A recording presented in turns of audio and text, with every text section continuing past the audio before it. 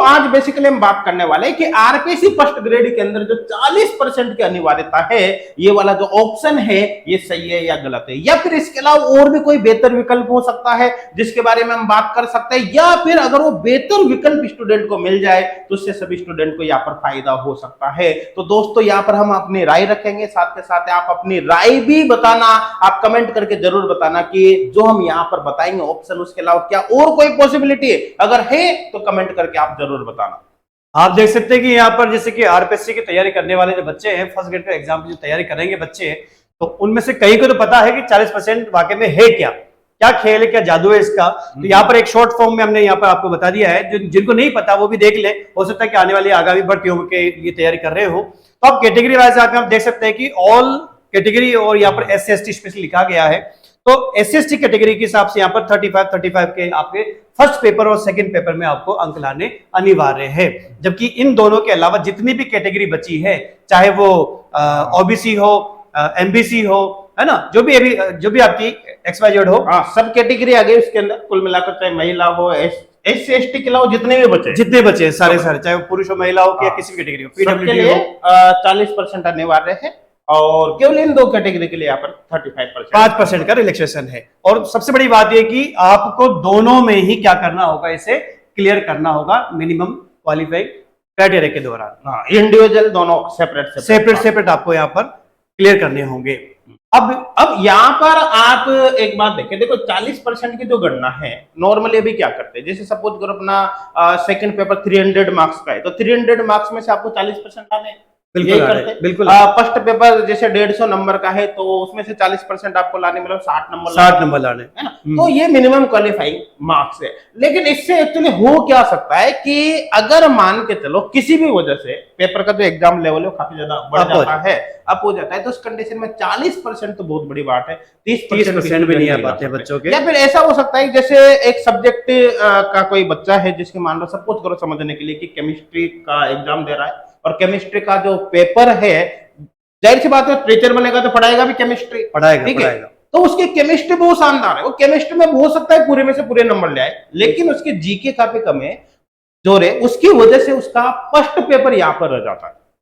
तो ऐसे केस में क्या होगा कि फर्स्ट पेपर की वजह से हो सकता है 40% उसमें ना ला पाए, फर्स्ट पेपर की वजह से वो रह जाएगा और वो क्वालिफाई नहीं। कुल मिला के बात ये कि टॉपर जो बच्चा है वो यहाँ से लिस्ट से बाहर हो जाएगा, सिलेक्शन नहीं हो पाएगा। तो आप देख सकते हैं लिखा भी है कि टॉपर को किया लिस्ट से बाहर, मतलब ये जो 40% की अनिवार्यता इसने कई बच्चों को चांस दिया भी है और कई टॉपर बच्चों को लिस्ट से बाहर। और ऐसा आप देख भी सकते हैं जैसे अपने पंजाबी का जैसे पंजाबी लैंग्वेज है, वहां पर 30 स्टूडेंट का सिलेक्शन लेना था वैकेंसी 30 की थी, लेकिन 4% वो भी 4 स्टूडेंट, वो भी प्रोविजनल लिस्ट में 15 की पोस्ट थी, 30 लेने चाहिए थे दुगनी के हिसाब से, लेकिन यहाँ पर 4 बच्चों का। और साथ के साथ उसका देख सकते हैं वीडो और डाइवर्स का, उसमें ज्यादातर जो रिजल्ट आया था उसमें एन शब्द लिखा हुआ था, इसका मतलब है वो 40% क्राइटेरिया को पास ही नहीं कर पाए, उनको मौका ही नहीं मिला। तो कुल मिलाकर यहाँ पर अगर एग्जाम का लेवल ज्यादा आ जाता है तो ऐसे केस में टॉपर्स भी बाहर हो सकते हैं केवल फर्स्ट पेपर की वजह से, और जाहिर सी बात है उनको पढ़ाना तो सब्जेक्ट है, फर्स्ट पेपर जीके तो नहीं पढ़ाना, तो उनके लिए ये गलत हो जाता है। ऑप्शंस क्या हो सकते हैं, आप मतलब यहाँ पर हम एक दो चर्चा हम करेंगे, बाकी आप अपने विचार व्यक्त कर सकते हैं, कमेंट बॉक्स में डाल सकते हैं कि 40% की अनिवार्यता की वजह से नुकसान भी हो गया, फायदा भी हो, जो भी हो, उसके अलावा क्या ऑप्शन आरपीएससी रख सकती है आगामी भर्तियों में। सही बात है ना। तो यहाँ पर आप देख सकते हैं जैसे एक तो तरीका तो सीधा सीधा जो आरपीएससी भी अपनाती है कि जैसे 150 नंबर का पेपर है, मिनिमम आपको पास 60 नंबर लाने, 40%।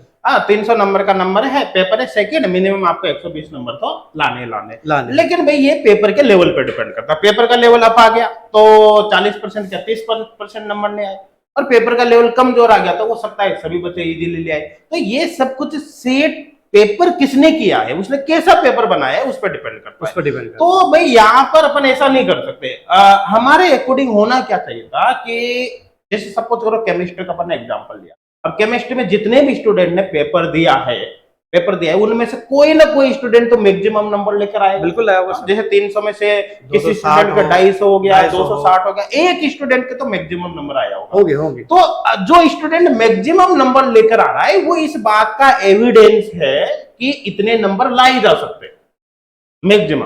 तो जो स्टूडेंट मैक्सिमम नंबर लेकर आया है उसका 40% आप निकाल लो, हाँ, मतलब अगर 270 लाया हो तो 270 का 40% निकाल के मान लो 250 नंबर लाया है तो उसका 40% 100 नंबर हो गया। इसका 100 नंबर मतलब फिर क्या हो गया कि आपका मिनिमम जो क्राइटेरिया है वो 100 नंबर का बन गया। 100 नंबर का है ना? बन गया। तो ऐसी कंडीशन में जैसे पंजाबी लैंग्वेज के अंदर हुआ था कि 15 स्टूडेंट लेने थे लेकिन मिले 4 स्टूडेंट है, ऐसी कंडीशन नहीं आएगी। फिर जितने कैंडिडेट चाहिए उतने कैंडिडेट मिल जाएंगे, कम से कम मिले तो सही। और अच्छा डफर भी नहीं होंगे इससे सिलेक्शन, क्योंकि जाहिर सी बात है टॉपर से कंपेयर कर रहे हो आप, तो जो जिनका सिलेक्शन होगा ना वो भी अच्छे ही बंदे होंगे। बिल्कुल बिल्कुल। मतलब बच्चों को एक अच्छा टीचर यहाँ पर मिलेगा। आई थिंक ये बेनिफिट होगा। और भी अगर कोई आपको सुझाव देना है तो आप कमेंट में जरूर बताएं। सेकेंड जो ऑप्शन है यहाँ पर हम देख सकते हैं कि एग्जाम का पैटर्न भी फिलहाल चल रहा है कि फर्स्ट पेपर जीके का पेपर और सेकंड आपका सब्जेक्ट होता है, और दोनों में 40-40% आपको क्राइटेरिया रख दिया गया है। उसके बेस पे आपकी फाइनल लिस्ट जारी होती है और आपको सिलेक्शन मिलता है। एक कंडीशन बन सकती है कि यहाँ पर दोनों पेपरों को क्या कर दिया जाए, थोड़ा सा एक अलग कैटेगरी में डाल दे कि फर्स्ट पेपर जो है उसे केवल क्या कर दिया जाए, केवल क्वालिफाइंग कंडीशन। भाई पहला पेपर है चाहे वो 75 का हो, 100 नंबर का कुछ भी हो और जो भी हो, सही बात है ना सर।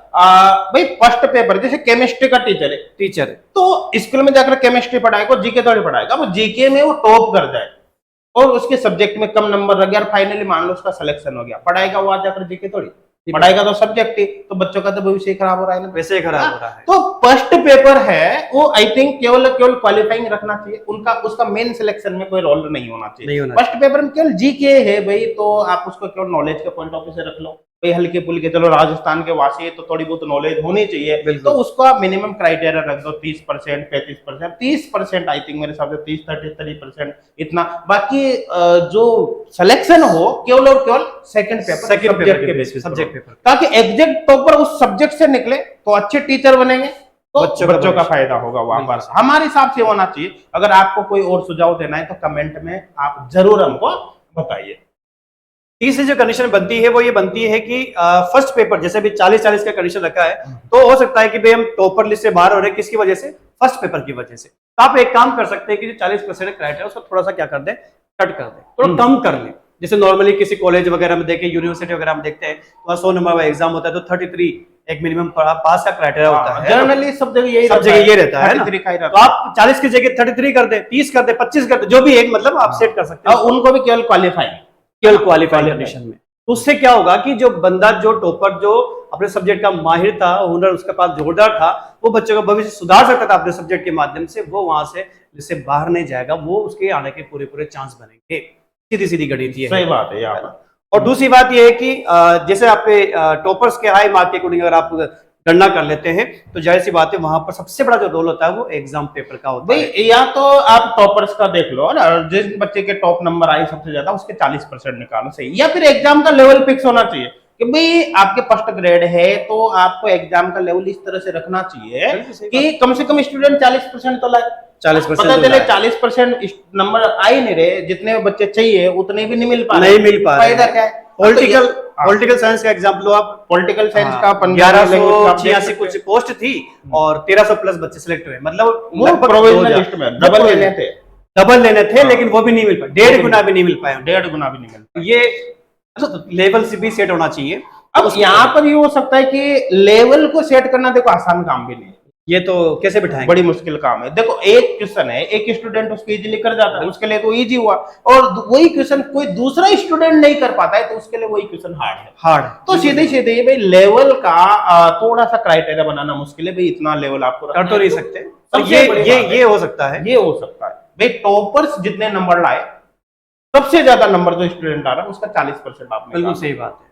पहले यहाँ पर 40% गणना के अनुसार काम हो सकता है, दूसरा क्वालिफाई और सेकंड पेपर बेस पे सिलेक्शन वाला हो सकता है, या फिर आप दोनों पेपरों की क्या कर दे, थोड़ी सी क्या कर दे, उनकी मिनिमम क्वालिफिकेशन कंडीशन जो है वो कम कर दे। इससे काफी ज्यादा रिलैक्सेशन मिल सकता है बच्चों को, टॉपर के आने के चांसेस बढ़ सकते हैं, पोस्ट खाली नहीं रहने के चांस बढ़ेंगे। सही बात है ना। तो उम्मीद है ये वीडियो आपको पसंद आएगा, आप इसको अपने फ्रेंड्स तक भी जरूर शेयर करना ताकि इन्फॉर्मेशन उनको मिले, और हो सकता है कोई जो इसके लिए रेस्पॉन्सिबल है, जो बंदा इसमें चेंजेस कर सकता है, ये वीडियो वहां तक पहुंच जाए और हो सकता है इसमें इस तरह का परिवर्तन देखने को मिले ताकि सभी को बेनिफिट हो। अच्छा, एचगोड क्लासेज स्टूडेंट की हेल्प के पर्पज से specially RPC first grade chemistry का फ्री ऑनलाइन कोर्स भी प्रोवाइड कराता है। फ्री ऑनलाइन कोर्स की हेल्प से आपको काफी ज्यादा बेनिफिट होगा। फ्री ऑनलाइन कोर्स के अंदर लगभग 80% जो सिलेबस है आपके आरपीसी फर्स्ट ग्रेड का केमिस्ट्री का वो हमने प्रोवाइड किया है। साथ के साथ video lecture, PDF notes, 900 plus previous year question, 750 plus question यहाँ पर ऑनलाइन टेस्ट सीरीज के अंदर हमने प्रोवाइड किया है। इतना जरूर है क्योंकि फ्री ऑनलाइन कोर्स के अंदर 1 2 4 बच्चे नहीं, हजारों बच्चे कंटिन्यू जुड़ते जा रहे हैं। इसलिए इसके अंदर देखो डाउट सॉल्विंग फैसिलिटी पॉसिबल नहीं, क्योंकि फ्री ऑफ कॉस्ट है, कोई एक्स्ट्रा चार्ज इसका ले नहीं रहे हम, है ना, इसलिए यहाँ पर डाउट सॉल्विंग करवाना पॉसिबल नहीं है। बाकी सारी फैसिलिटी यहाँ पर आपको मिलेगी। हालांकि देखो पेड कोर्स भी यहाँ पर है, पेड कोर्स के अंदर थोड़ी सी एक्स्ट्रा फीचर है यहाँ पर आपको, जैसे न्यू अपडेटेड वीडियो लेक्चर्स वगैरह मिलेगा, नंबर ऑफ क्वेश्चन यहाँ पर ज्यादा मिलेंगे विद डिटेल वीडियो सॉल्यूशंस के साथ मिलेंगे। डाउट सॉल्विंग फैसिलिटी इसके अंदर कंप्लीट रहेगी और यहाँ पर 100% सिलेबस कवर। लेकिन देखो जो स्टूडेंट फाइनेंशियली स्ट्रांग है वो तो पेड कोर्स ही ज्वाइन करो, हम ये कहेंगे। लेकिन जो स्टूडेंट फाइनेंशियली वीक है उन स्टूडेंट की हेल्प इस कोर्स से काफी ज्यादा हो सकती है। इस कोर्स के बेसिस पर उनका भी सिलेक्शन के चांस बनेंगे, थोड़ी सी उनको एक्स्ट्रा मेहनत जरूर करनी पड़ेगी और बाकी सिलेक्शन उनका निकलेगा। इसको कैसे ज्वाइन करोगे? एचगोड क्लासेज एप्लीकेशन डाउनलोड करना गूगल प्ले स्टोर से, और या फिर इसी वीडियो का आप डिस्क्रिप्शन चेक कर लेना, वहां पर आपको लिंक मिल जाएगा।